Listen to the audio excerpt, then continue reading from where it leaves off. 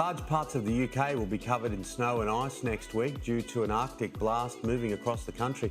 The National Weather Service has released a yellow snow and ice warning for people in southern and eastern England, including London.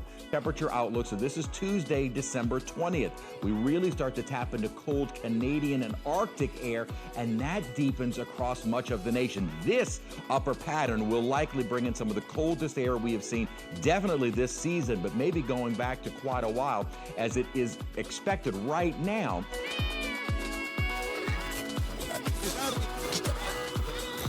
You're probably wondering more about this Arctic cold air expected for Christmas weekend. We are talking about some of the coldest temperatures that we have had in Florida in years, maybe even up to a decade or more. So let's talk about it. So every single winter, right, these models, 2 weeks out, 3 weeks out, show these crazy snowstorms.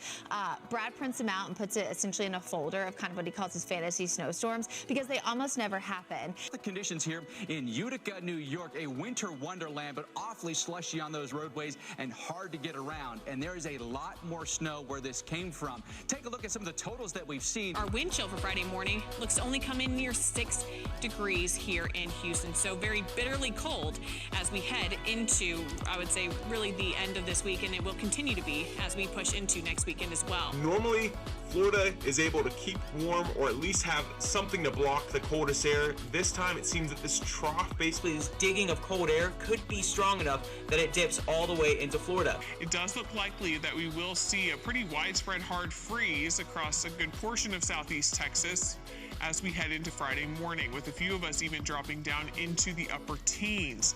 Now, what is a possibility as well is that a lot of us may actually stay below 32 degrees until we head into Saturday afternoon. Why is North Dakota colder? Well, North Dakota, they're mainly, a lot of places are farther north than us. But if you look at the records in each state, Prospect Creek, Alaska hit 80 below back in 1971. There was a negative 70 in Montana in 1954. Wyoming, negative 63. Colorado, negative 61. We don't have mountains in Minnesota. Idaho, North Dakota, and Minnesota all tie at 60 below. Here's the headlines about Tower back in 1996. We're very cold, but we're getting warmer. How cold is Minnesota? Good question. Heather Brown found some new friends for the answer. What do you all think of Minnesota weather? 10 below the current temperature right now, with a wind chill of 25 below. Do you like the cold? Between 1985 to 2012, they found that around 5.5 million deaths were attributed to being cold, whereas only around 300,000 were attributed to being too warm. But the survival skills necessary to survive the freezing are so fascinating.